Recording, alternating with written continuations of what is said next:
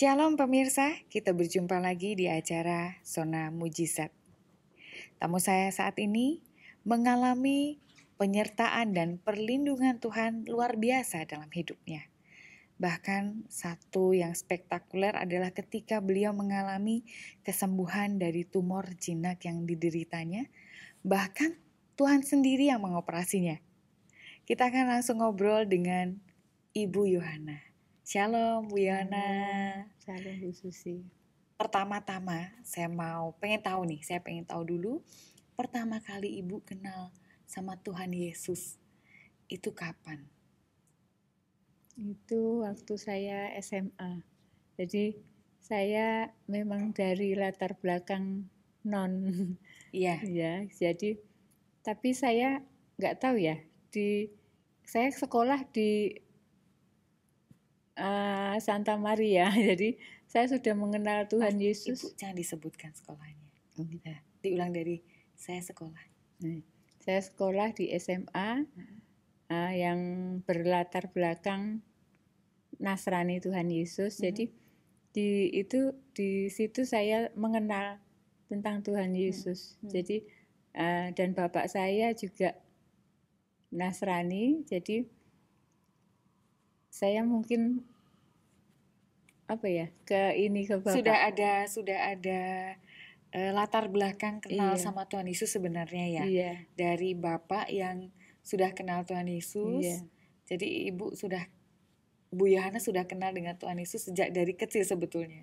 Iya. Kemudian waktu SMA sama orang tua dimasukkan ke sekolahan yang lebih lagi mengenalkan Ibu tentang Tuhan Yesus. Iya. Tapi waktu itu Ibu belum berkeyakinan Nasrani ya?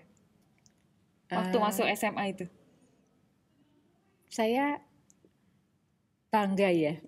Saya bangga dengan wah Tuhan Yesus itu saya sudah. Oh tapi sebenarnya sudah kecantol karena gitu di hatinya. Rumah juga banyak gambar-gambar atribut Tuhan Yesus.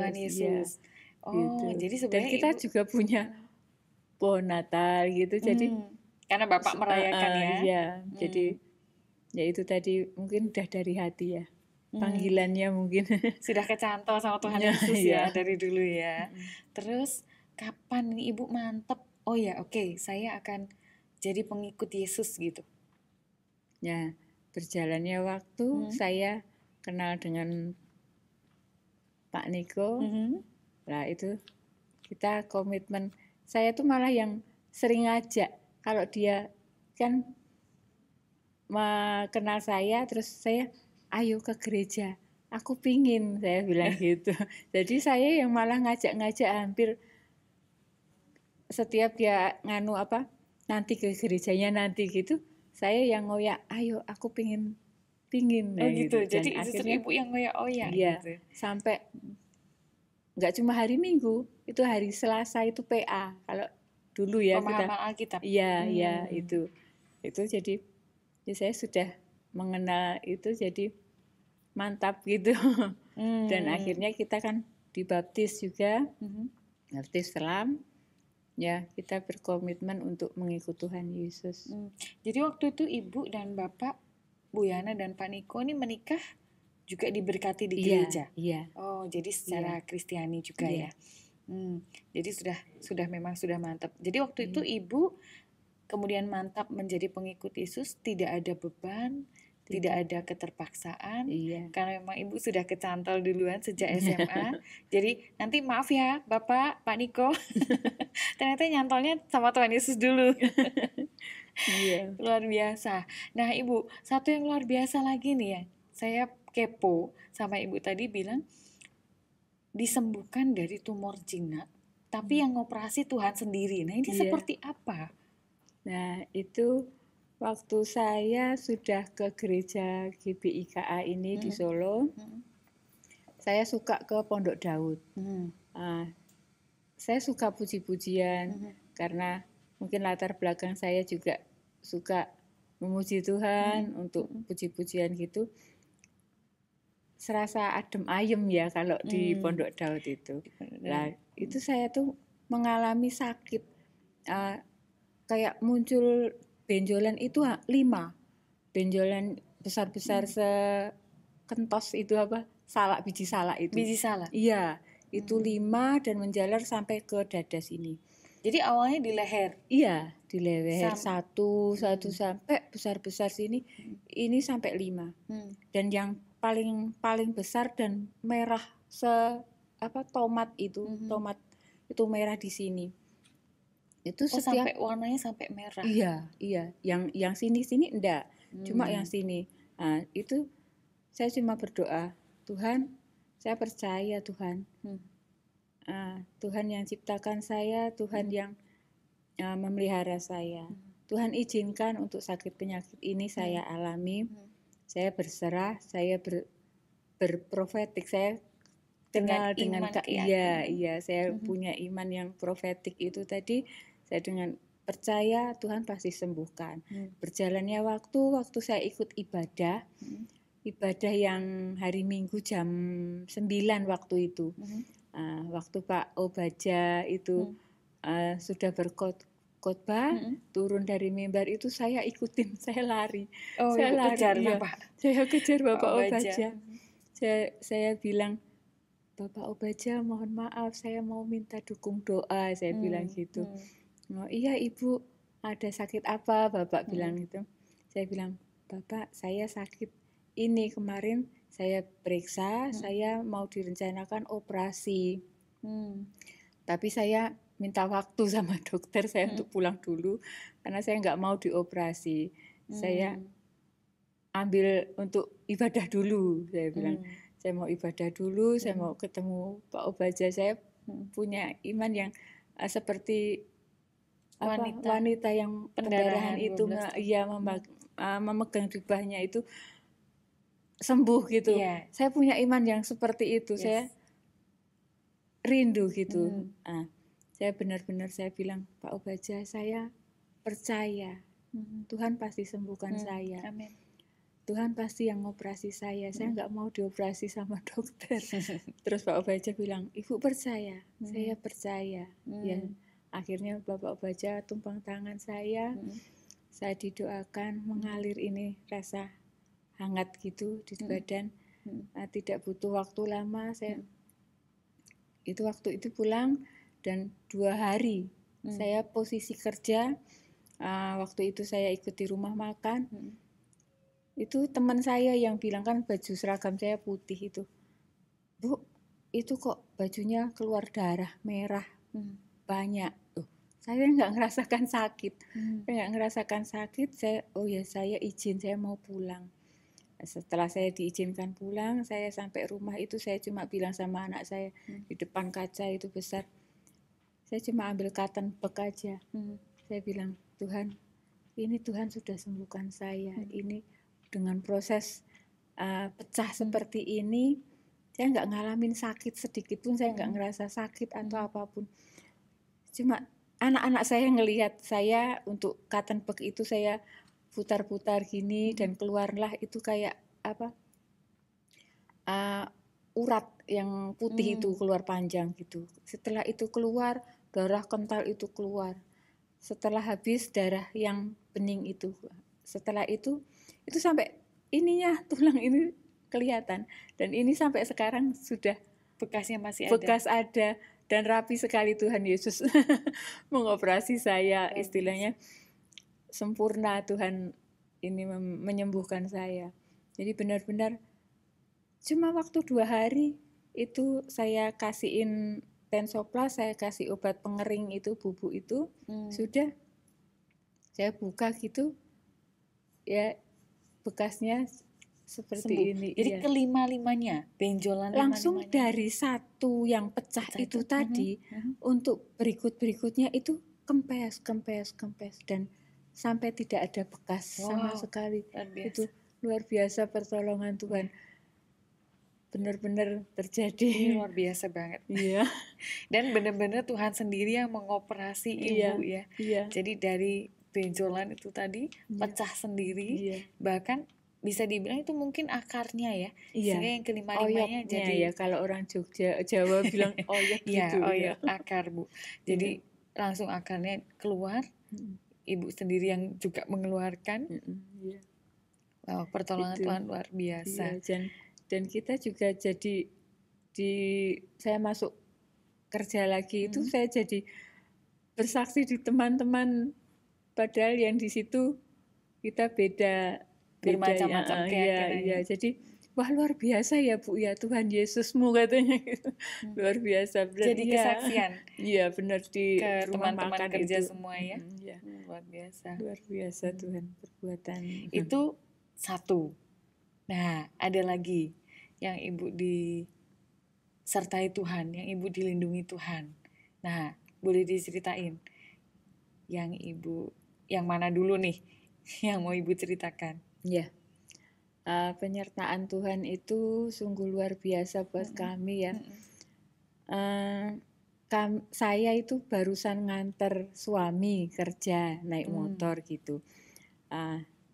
Pulang dari itu saya masih di perjalanan itu. Saya tuh suka puji-pujian di sepanjang jalan saya naik motor itu saya selalu memuji Tuhan dimanapun gitu. Saya nyanyi pujian Tuhan Yesus baik, Tuhan Yesus baik, ya sudah saya seperti itu terus saya itu. Dan memang jalannya itu rusak sekali, kayak ceklongannya banyak sekali di daerah Kalihoso waktu tahun berapa ya. Jalannya itu rusak ya. Iya. Nah itu ada dicor. Jadi sedang diperbaiki. Iya, jalannya separuh baru diperbaiki. Iya, setengah diperbaiki. Ada tumpuk besi yang ke atas itu loh, Bu. Oh, besi cornya itu, Bu, masih ke atas. Kan yang separuh masih lubang, yang separuh sudah dicor. Lah, itu saya sudah berhenti pas di tanjakan naik. Jadi, di belakang saya sudah berhenti banyak, ada mobil, ada motor. Posisi saya tidak bisa untuk saya mundur atau ke kanan ke kiri sudah tidak bisa. Terjebak gitu istilahnya ya. Terjebak di depan sendiri. Depan sendiri dan sebelah kanan. Nah, saya masih tetap puji-pujian, saya sadar di depan saya itu ada anak SMP seumuran anak saya. Nah, itu naik motor itu banter dan di depan motornya itu ada ibu-ibu juga. Saya cuma, Tuhan, ini pasti nanti orang ini dia kalau banter kena ibu itu, aduh, saya gitu.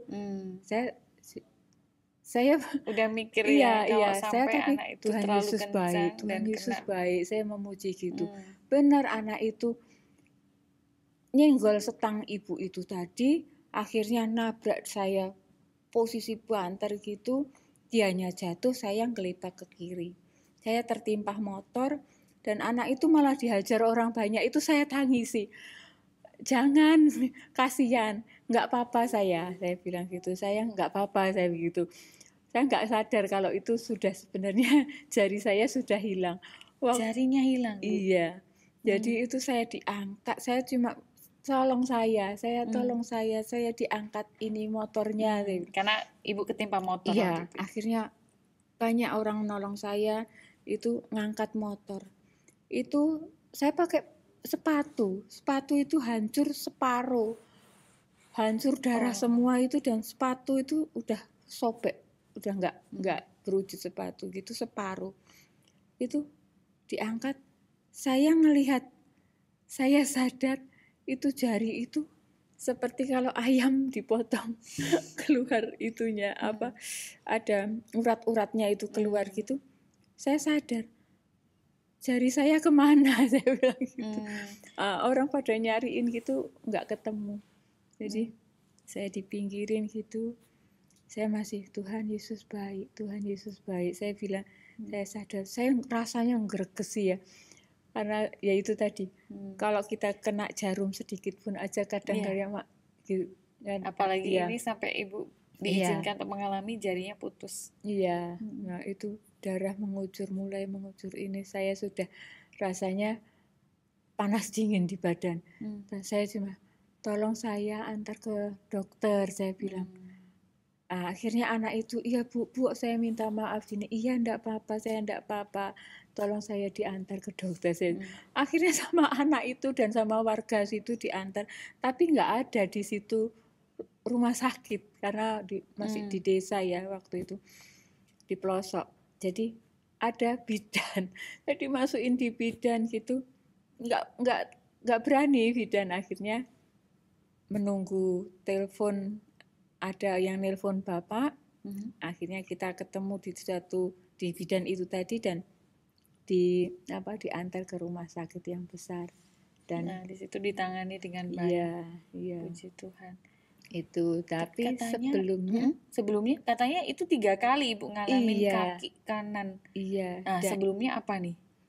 Sebelum saya yang kehilangan jari ini, memang kejadian itu Tuhan izinkan saya mengalami jatuh, ditabrak itu, ditabrak orang sampai retak jari-jari, ya sebelah kanan juga, jari ini yang telapak ini retak 3. Itu juga saya dioperasi lagi untuk saya pakai gips, lalu digips supaya pulih kembali. Iya, itu 3 bulan atau 4 bulan sudah sembuh, ditabrak lagi garis ini sampai tulangnya iya patah.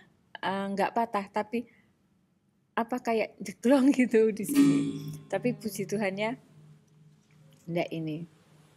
Tuhan masih melindungi saya. Jadi luar biasa penyertaan Tuhan, saya diizinkan untuk mengalami ini, tapi saya merasa Tuhan itu selalu menopang. Yes. Di saat kita kita tuh ada masalah, ada pencobaan, tapi kita selalu bersyukur. Tuhan Yesus itu baik. Kita masih dikasih ini hidup gitu. Jadi kita harus merasa bersyukur setiap apapun pencobaan itu, kita harus merasa bersyukur. Luar biasa. Iya, mengucap syukur. Dan benar-benar sewaktu saya sudah mengalami ini semua 3 kali saya mengalami kecelakaan, tapi di waktu saya mau mengurus bukan BPJS ya waktu itu Jasara Harja. Itu karena kita biaya sendiri, saya mengurus Jasara Harja. Itu juga di kantor polisi bilang gini, Ibu dapat uang untuk bayar rumah sakit dan Ibu dapat santunan dari jari Ibu yang hilang. Dibilang gini, Ibu mau yang 50 atau yang cuma sedikit? 50 juta dibilang gitu. Tapi Ibu tidak merasakan. Puji Tuhan, saya masih bisa merasakan. Saya masih bersyukur, saya masih bisa mencari uang sendiri tanpa istilahnya saya kalau dapat uang banyak tapi kalau tidak merasakan untuk apa gitu. Betul. Pertolongan Tuhan sungguh luar biasa. Jadi ya saya selalu mengandalkan Tuhan, menerima berkat dan menikmati berkat Tuhan. Iya, ketika kita masih dijagai, kita bisa bersyukur selalu. Nah, terus ada satu kejadian lagi nih yang saya dengar cerita dari Ibu, luar biasa, yang tentang anak. Oh iya. Nah, itu gimana ceritanya, Bu? Iya. Iya, tentang anak saya yang sudah tidak ada saat ini, sudah 6 tahun yang lalu. Ini flashback ke belakang. Saya itu punya anak cowok yang istilahnya pengharapan anak yang nomor 1 ya mau jadi tentara gitu. Jadi Tuhan izinkan untuk sakit karena gara-gara berenang itu tadi. Dan ternyata juga Tuhan izinkan untuk merasakan sakit itu. Anak saya ngerasa, Mah, aku suka berdoa ke Pondok Daud. Mah, aku sakit apa toh, Mah? Kok aku dikasih sini?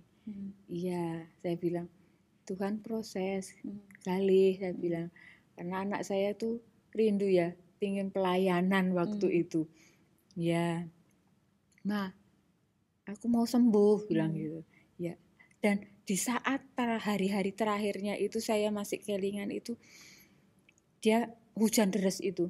Hujan deras sore waktu itu bapaknya masih kerja, anak saya itu gini, "Mah, ayo Pondok Daud, aku mau berdoa." Dan saya tuh senang sekali anak saya itu selalu menguatkan saya di saat terpuruk pun, Di saat kondisinya sedang kondisi tidak baik, tapi dia itu benar-benar kuat di dalam Tuhan. Ayo mah berdoa Pondok Daud.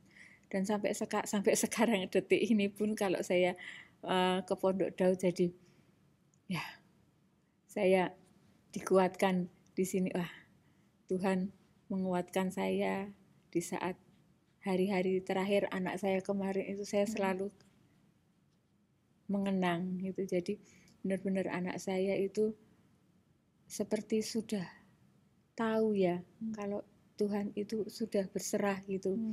Mah, aku nek sudah dari Pondok Daud, aku seneng katanya gitu. Kayak plong gitu. Saya percaya ini ada satu warisan iman yang ibu wariskan ke anak ibu ya. Sehingga dalam kondisi apapun ternyata anak ibu pun masih tetap percaya dan punya iman keyakinan yang teguh kepada Tuhan ya.